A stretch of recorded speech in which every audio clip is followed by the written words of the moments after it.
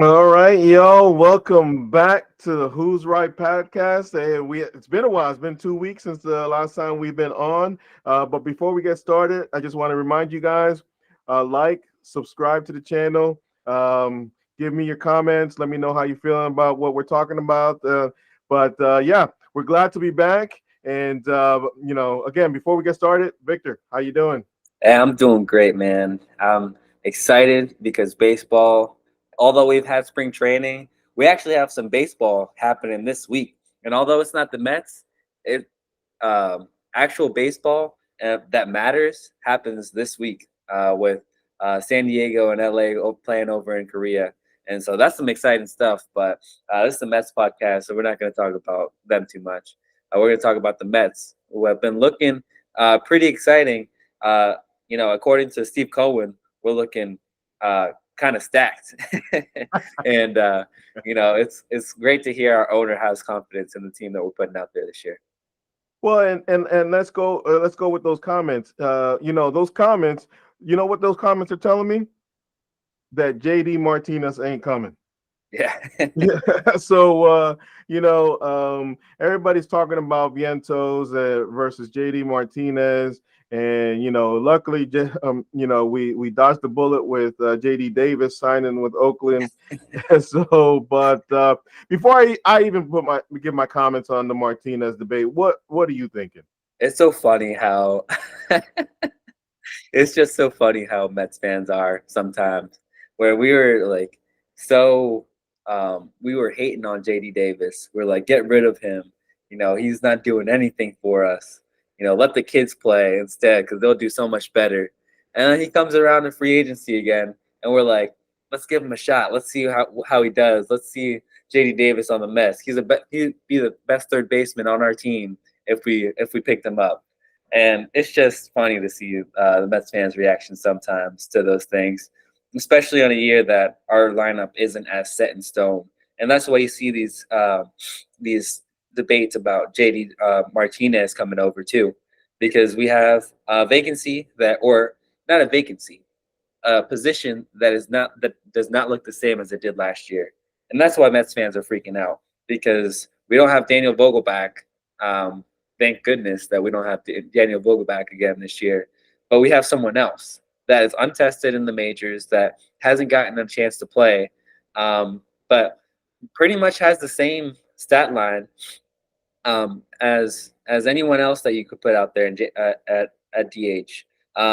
If you give Mark Vientos or anybody else, DJ Stewart, the chance, um, JD Davis is irrelevant in this conversation because he's not going to be a superstar on our team. He's going to fill 20 home runs a year, which is something that we can get from any of the guys that we're putting out there, if it's DJ Stewart or Mark Vientos. And so I'm tired of hearing people talk about JD Martinez coming over. It's not like we're pushing.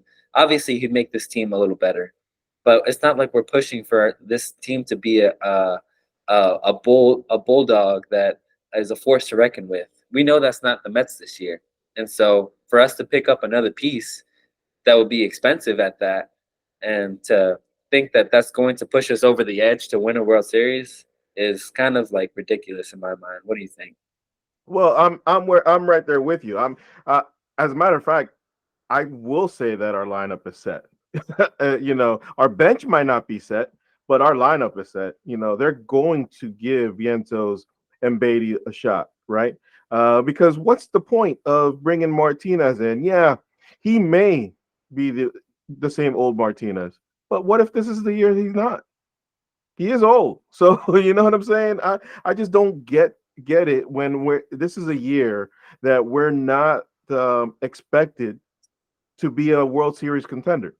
Now, if we were a World Series contender, all right, get Martinez, spend that money. But obviously, they don't want to do it. They don't want to spend the money. And again, I've been saying it all offseason. I don't care how good Martinez has been. This might be the year that it's over. It happened with Nelson Cruz. Every year he was popping off, popping off, popping off until he wasn't. You know what I'm saying? So why are we going to risk that when this is not a year that we're contending for the World Series.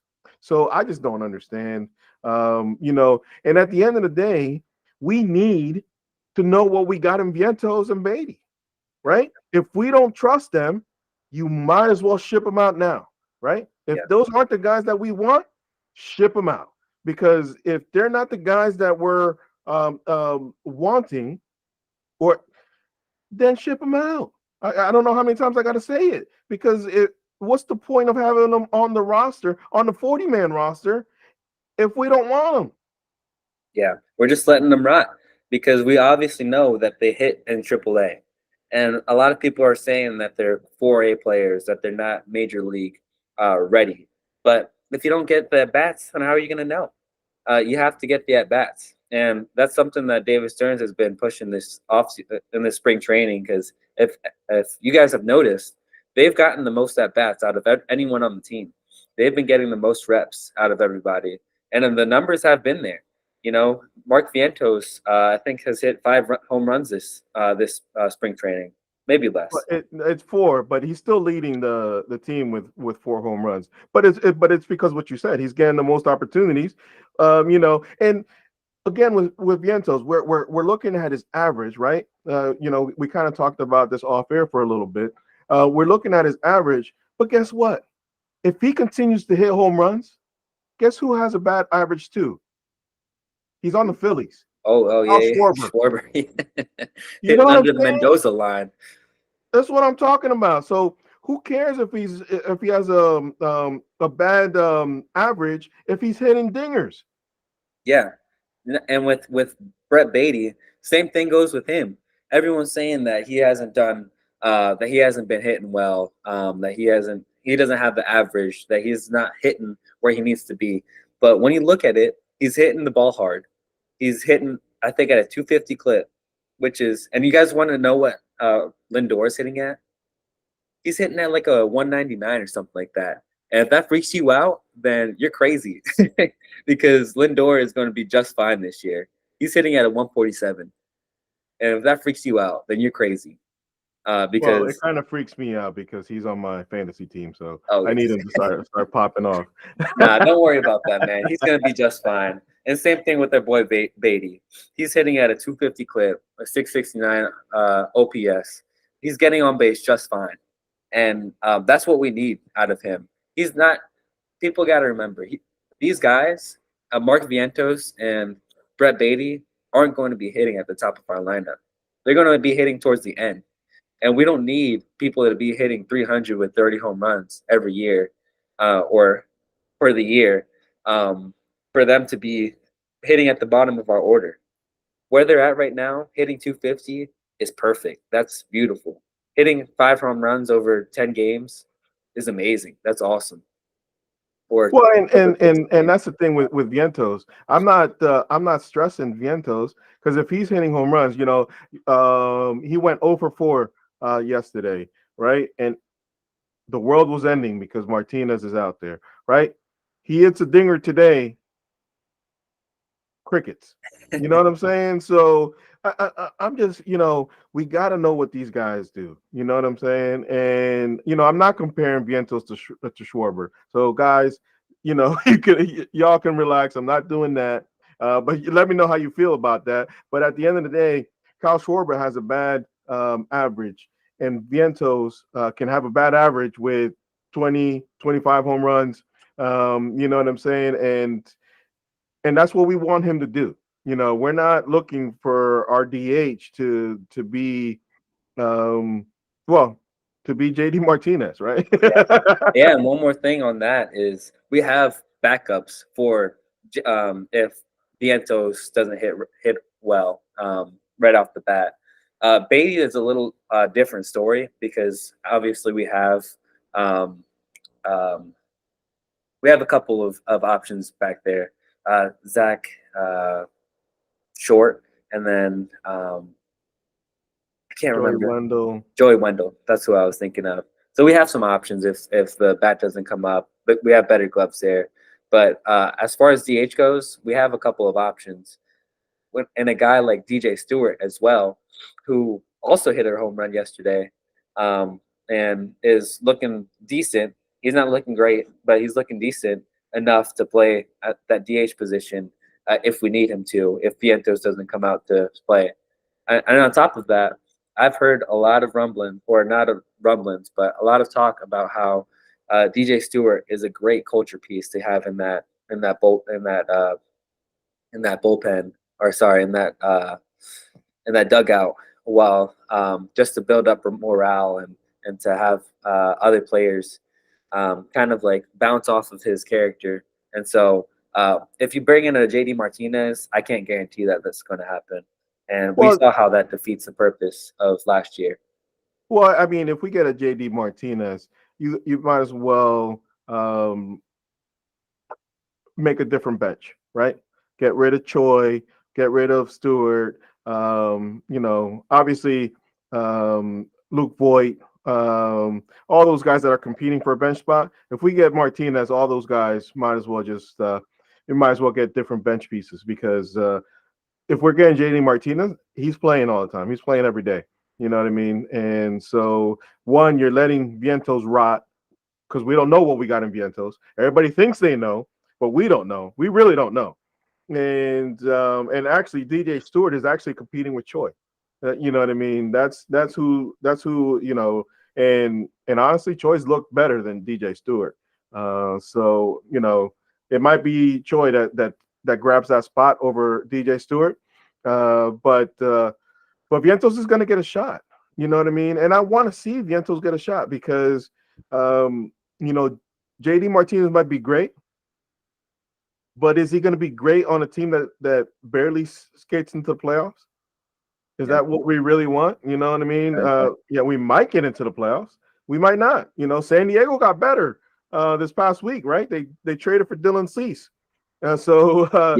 All these fringe teams that we're going to be competing against, right? Because we're going to be competing for that third spot if we are competing for the wild card. And right now, it just got tougher because San Diego picked up Dylan Cease. So that third wild card just got tougher. And so that's what we're kind of competing for. We're kind of shooting for. We're shooting for that third wild card, right?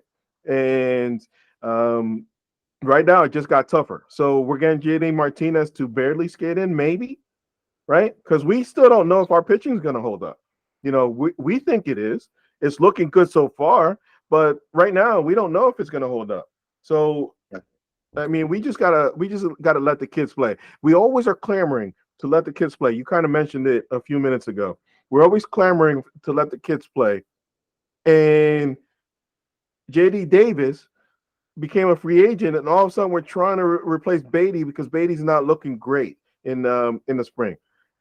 That doesn't make any sense to me. Let the kid play, especially this year. I don't understand what's the I don't know what the word is, but the whole deal with wanting JD Davis over these two kids, let's see them play. Martinez is old; he could drop out at any moment.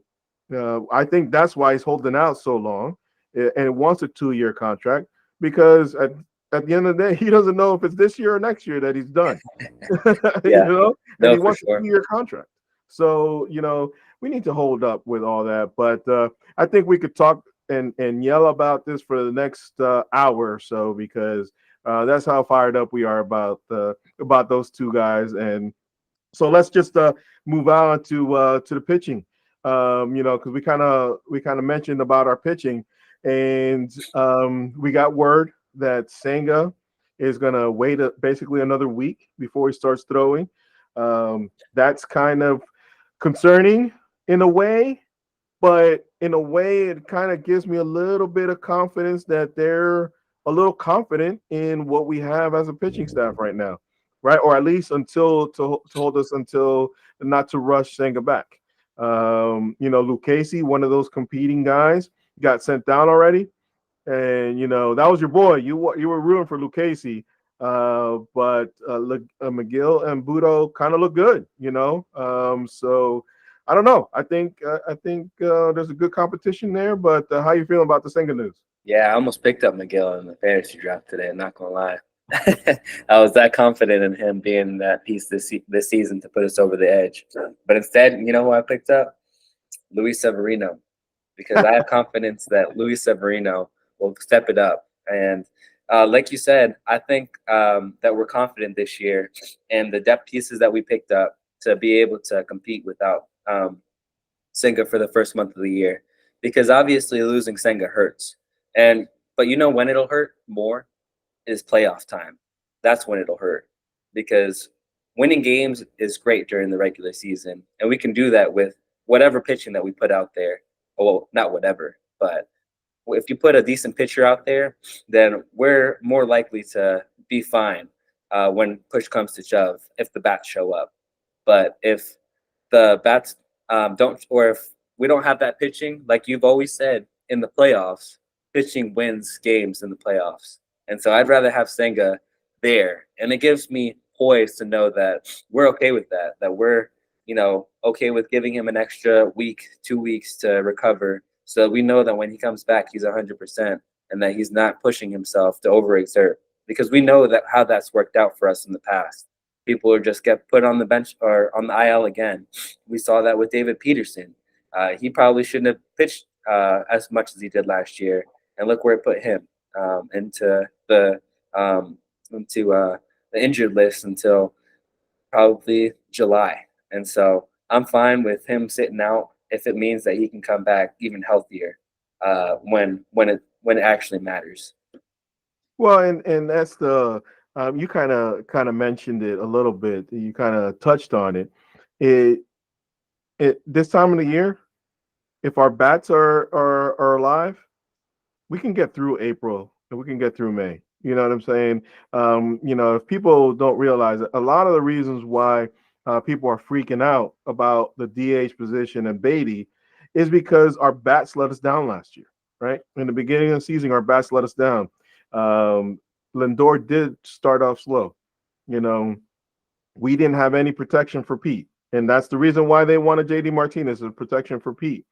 You know, McNeil wasn't hitting. You know what I mean? So those and Marte was on a bad growing. So all those things factor into why we had the start that we had. Because in the beginning of the year, our bullpen was holding us in game for a little bit. They were holding it for a little bit, and then but we couldn't score. So it doesn't really matter what pitching we put out there if we can't score. And I know that's the reason why we're clamoring for a Martinez, a Davis, and whatever the other guy that's coming along. But at the end of the day, I feel confident that our bats are going to be there in April, and that's all you got to do, and not rush a Senga back because you're right. What if we do squeak into the playoffs? Who do we want pitching game one? We want Senga pitch game one. Yep. So let him take his time. Mid-May, whatever it takes. The way our young guys are looking, like a McGill and McGill's not young anymore, but a Budo, um, you know, they look decent. And if they can hold the fort, keep us in games, let's see what happens. And what do you think? Let me ask you a question. What do you think? Who do you think it's going to be? You think it's going to be McGill or do you think it's Budo? McGill is probably going to get the more of the leash this year, I would say. But I think they're both going to get that opportunity to play because we see guys like Adrian Hauser not look so great in the spring training outings, giving up a lot of runs, and we see um, Budo and McGill, step it up and do well. Those are guys that have been in our system for a while and have been major league ready since last year, or McGill since 2019. And I think they're going to give them that opportunity to play, both of them. But I think they'll give more of the leash to McGill just because he's been there before. He's pitched no hitter, and as long as his control is there, then he's going to be one of our frontline starters, or 3 or 4 guys, and it's going to be important because one through five, or one through four, or one through yeah one, two, three, or one through three or four. I'm kind of confident in. It's where we get to five and six, or potentially six, that I'm a little nervous about, because we have those guys that are that what it's going to look like this year is going to be a lot of like um, it's not going to look pretty, is what I'm trying to get at. The wins that we squeak out are not going to look pretty. We'll probably give up some runs, which is something that Mets fans aren't used to, because we've been spoiled with great pitching these past couple of years. But this year is going to be a little different. Where we're going to give up some runs and going to rely on our bats, like you said, to push us through over the edge. But I'd like to see McGill get that chance first, because he's been there before, because he knows what he's doing there. Yeah, and I agree with you. I think Miguel, because he like you just said, he's done it before, and he's kind of working on some stuff. But this year, what do they call it? The American sport. Yeah, If he finally gets that put away pitch, that's what's been missing in McGill's arsenal. If he finally puts that put away pitch, he got it together. I think he'll be decent, and I think he'll do some stuff. You know what I mean? So hopefully that's the case. I do agree with you. It's going to be McGill over Budo, just because um, he's done it before, and they're going to give him um, one more try. I think, because I think this is it for McGill if he doesn't do it this time. To be honest with you, McGill still, I mean, Budo's still a young player, which I think will get more run later on if McGill doesn't step up, or if there's some, God forbid, any injuries or something like that. Or if Hauser's not producing, maybe Budo gets up. Who knows? But I'm confident that those guys are going to at least keep us in games. They might not be the aces, but all we got to do is get to October, right? That's yeah. the name of the game. We don't need aces this early in the year. All we need is some guys, solid bulldogs, to win us some games, and a solid bullpen to keep us in those games. And it's been awesome to see that the bullpen has been battling it out this year with guys that have been, sent down, because even though they've been pitching well, that's how much depth we have in the bullpen. And so it's cool to see the battle between our bullpen, because that's what killed us last year, is the lack of bullpen. And so, that's going to be great. Well, To see. and that's a good point. When say our guys, start off hot, but then cool down a little bit. Well, we're reaching down to some depth. We're not reaching down to just Denny Reyes, and guys like that. We got some depth down there that we didn't have before. So when we reach down, if we need to, it'll be guys that hopefully can produce as well. So and so I'm not too worried about it right now. Ask me 2 weeks after the season start. Maybe I'll change my mind. But Jose Quintana got named opening day starter. Did you any surprise there? Were you rooting for somebody else? What do you think? I wasn't surprised, because he's the most reliable arm in our rotation right now. So it was kind of obvious when Senga went down that he would be the one to step up, and take that role. But I honestly wanted to see someone different, because Jose Quintana is great. He's a great piece in our arsenal, like you said. But you know, uh, when you think opening day, you think flashy. You think someone that's going to shut the lights out, and is going to do great. And we don't have anybody necessarily like that. But if you were to throw in a Luis Severino or a Tyler McGill in there, that kind of would have made some sense to me. And not saying that Jose Quintana doesn't make sense, but that would have gotten me more excited than a Jose Quintana, if you know what I mean. Well, McGill's done it before. Yeah, he does. He's been the opening day started before, but McGill's fighting for a spot. to give it to McGill would be a slap in the face to all those guys. The last time, the reason why McGill had that opening day start was because it was late and the rotation kind of was set. He filled in for DeGrom. So that kind of that's the reason why, because it should have been Scherzer, uh, that year, but it was already kind of set up for when Scherzer was pitching because DeGrom got hurt so late, and to be honest with you, to give it to a Mania or a Severino, I wasn't feeling that either, only because those guys are on 1 year contracts. And yes, this is Quintana's last year on the contract. Um, but at the end of the day, he was here last year. Those other guys weren't. And it's a silly reason. And, it's not the best reason, but that's why I want to see Quintana. I'm glad that Quintana got the opening day start. And at the end of the day, other than McGill, can you name the other opening day starters we've had? No, I mean the past 2 years have been a kind of weird with injuries and stuff. But who was it before that? Was DeGrom healthy in 21?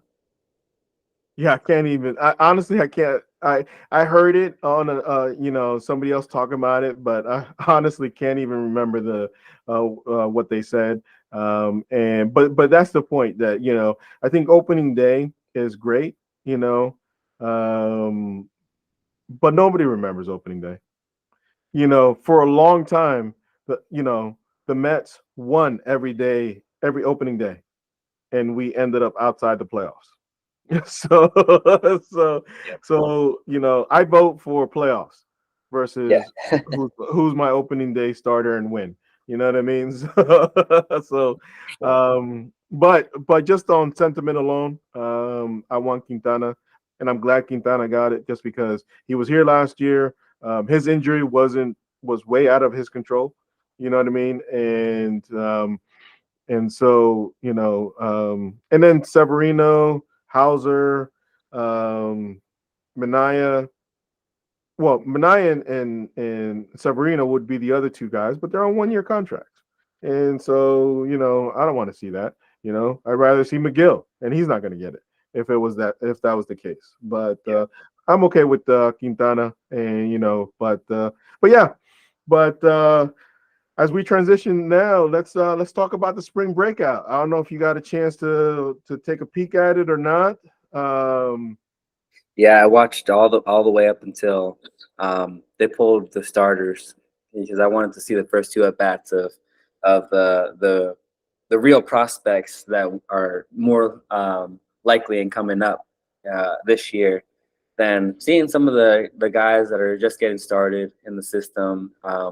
And so I watched a few, I think through 5 innings, and got to see our guys pitch. Dom Hamill, he looked solid on the mound.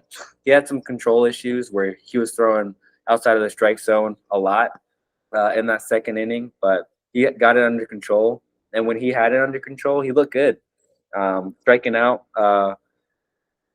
and putting people. I think he had a 1-2. No, he gave up a leadoff hit, but after that, he worked out of jams and looked really good. And he's one of those guys that when I listened to an interview that he had with, I think it was on um, something of Flushing or something like that. He was talking about his goal this year was to come up and to pitch in the major leagues, and so he's going to be working really hard to do that. And we saw that we got to see a little bit of that in spring breakout, and some other guys that we got to see were great with pitching, but he's the one pitcher that I got excited for to see pitch just because he really wants it. He really wants to be up in the major leagues this year, and it's a definite possibility. yeah, it's that for Hamill, it definitely does. A lot of people are comparing him to Seth Lugo, because of his spin rate and stuff like that. And if he turns out to be like Seth Lugo, I'm all right with that. Seth Lugo always wanted to be a starting pitcher, and guess what? He's getting to be a starting pitcher, and he's doing an all right job doing it. And so, but The guy I got excited about was actually um, after you stopped watching, Nolan McLean or Shohei Otani of the Mets, Yeah, I right? got to watch it at bat of that. Or no, he pitched. He He pitched. He pitched. Yeah, pitched. I did get to watch him pitch a little bit. Did he bat too? No, I don't, he didn't bat, but his pitching is ahead of his hitting. So at the end of the day, he might just be a pitcher. The Mets are going to let him keep going and see what happens. And who knows? Who knows what happens? But Yeah, his that's what it pitching. sounded like when they talked to the booth. They were saying that they're still trying to figure out which one he wants to be. So I don't know if they want him to try to be a Shohei Otani and do both. I think they really want him to choose one and whichever one he's better at to run with it.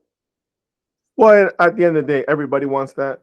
Shohei just showed so much on both sides that they let him fly with it, and that's what's going to happen for Nolan, right? He's going to have to show out on both sides for them to leave him doing both. As of right now, the reason why the Mets drafted him was because of his pitching. Right now, that's what's going to happen. He's probably going to end up being a pitcher, but who knows?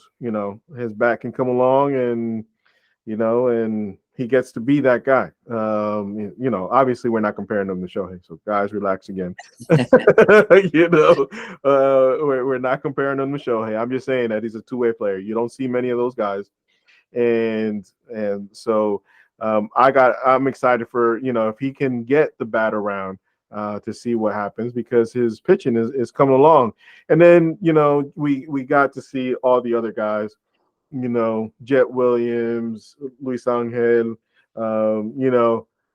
Ryan Clifford. Come Yeah, on, Ryan Clifford looked good. I'm not gonna say it, but if well, I'm gonna say it, but if don't say it, don't say it. I'm gonna make some Met fans upset by saying this, but you know, there's a possibility that Pete Alonso gets picked up. As a Giants fan, I saw Saquon, and I know it's a different game.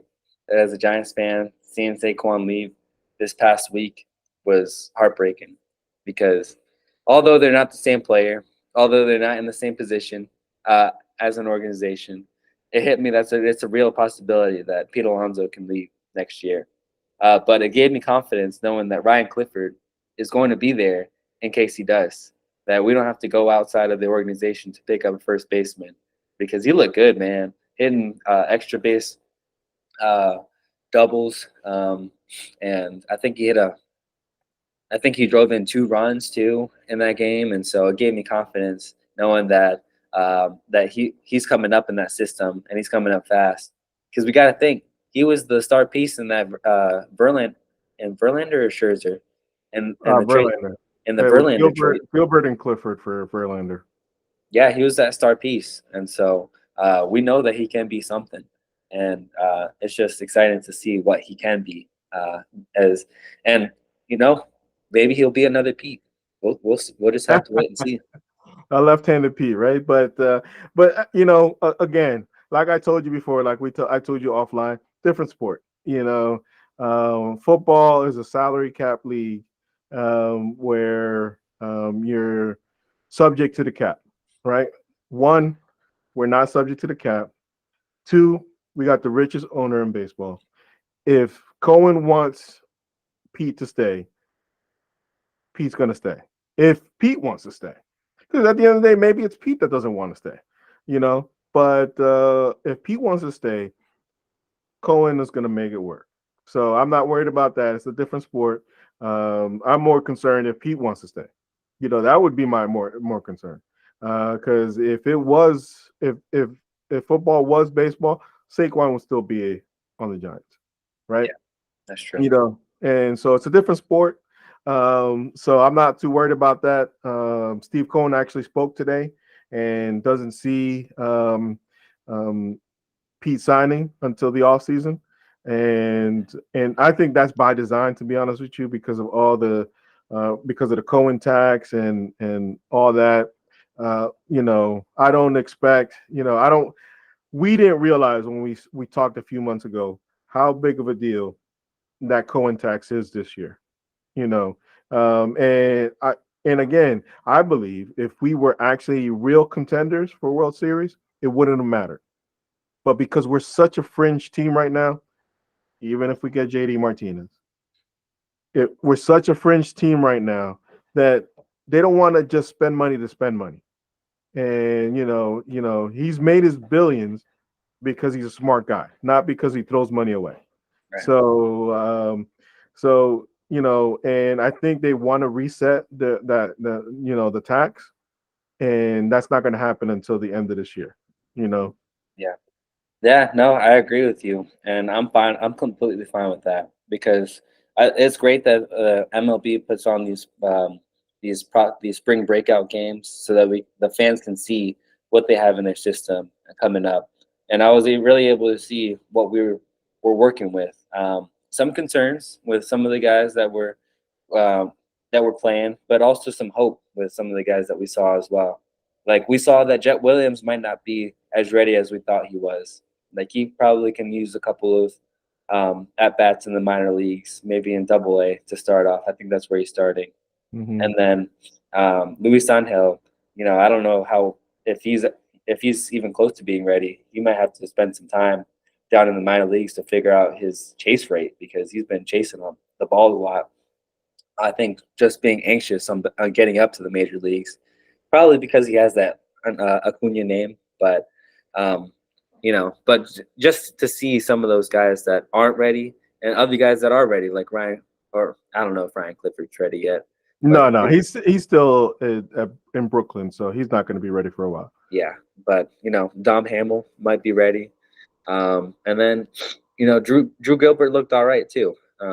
He didn't. I don't think he got on base at all, but He uh, did. He got on base with that single slash error.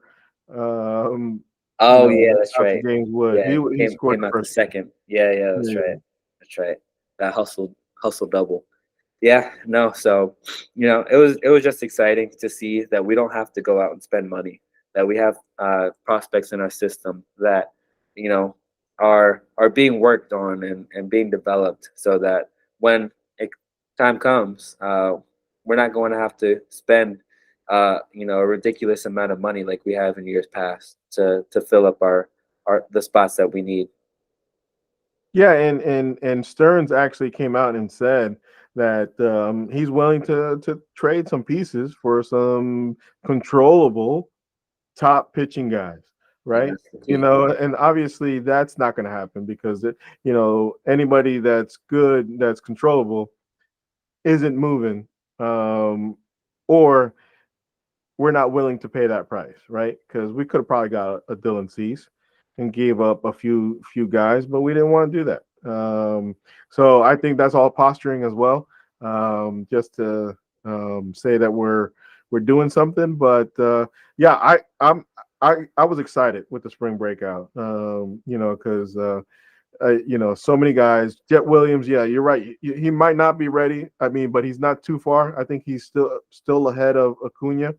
I think I agree with the broadcast that they said that he was kind of amped up, trying to show out, and because he was going after some pitches he doesn't usually chase. So I think he was a little amped up, and I don't think that it's going to happen over a course of a year because he's shown a great eye. So I do think that he's the first guy before Acuna, but the problem is he's not on the 40 man. So Acuna got him on that. So if Acuna can relax and stop chasing and be the player somewhat that he's supposed to be, I think he's the first man up out of the young guys, right? Because he is on the 40 man. And everybody's saying maybe Drew Gilbert's coming up. It's not gonna happen. You know what I mean? He ain't coming up at least not till towards the end of the season. And if he's coming up towards the end of the season, that means our season didn't do well. Yeah, So that's right. yeah, because they're going to give Bader a shot, and they're going to give him a long leash. They're not going to just give him a month and be done. And we also got Tyrone Taylor that's showing some pop. So those guys are the guys that are going to get the first shot. before any of the young outfielders come up. Yeah. I would love to see Gilbert, but he ain't gonna taste the majors unless something really bad has happened or later on in the season where something really bad has happened. Yeah. so No, that's true. That's true. And I don't want to see these guys at all this year. But one guy that was interesting, I thought just the way that they were talking about him, because I think they talked to a couple of guys, was Alex Ramirez. They were talking about him like almost like he was such a disappointment to they projected him to be. That they paid him a lot of money, and now he looks like he's going to be more of a fourth outfielder type. The guy's 20 years old. I think he but still has a little bit of time. he does have time, and guess who was disappointing before too, and we thought he was going to compete for the third base job this year. Ronnie Mauricio. Mauricio was a guy that they were disappointed with because he was chasing, he wasn't showing, and then 1 year from the next, his body kind of grew into what it was supposed to be, and he was a different player to the point that he was going to compete for the third base job this year. Yeah, and and I actually forgot about Ramirez, and that's kind of one of those things with him. So because he is going to start low, and probably in Brooklyn again, maybe in Binghamton, but that's another guy that's also on the 40 man. That if he turns it around and shows what he did a couple years ago, because he had a bad year last year. If he shows what he had a couple years ago, that's another guy that's going to get a shot probably before Drew Gilbert and those guys. If he goes back to the guy that we thought he was going to be. Yeah. Yeah, it'll be interesting to see how things shake out. I hope all those guys do well in their projected places, and that they, knock on the door for the Mets to force their hand to make some decisions, because that's what we want at the end of the day. Because if they don't come up, then those are viable trade pieces that we can use for controllable players like Steve Cohen wants. Exactly, exactly. So the future looks bright. I know Met fans don't patience isn't something that they like dealing with, but this is your year of patience, and that's what we got to deal with this year. But I think that's it. I think since we haven't been on for a couple weeks, we kind of went on a little bit longer than we usually do. But guys, like, subscribe. Let me know what you think. We said, where it says some things. Give us something in the comments. What do you think about everything that we covered today? You agree, disagree? Let me know. But before we get out of here, Victor, any last words? Now, yeah, let's guys, you got to remember to set your fantasy baseball lineups because baseball happens this week. So just wanted to put that out there. Let's go Mets. Let's go prove some people wrong this year. All right, all right, all right. Let's go, Mets. Peace out.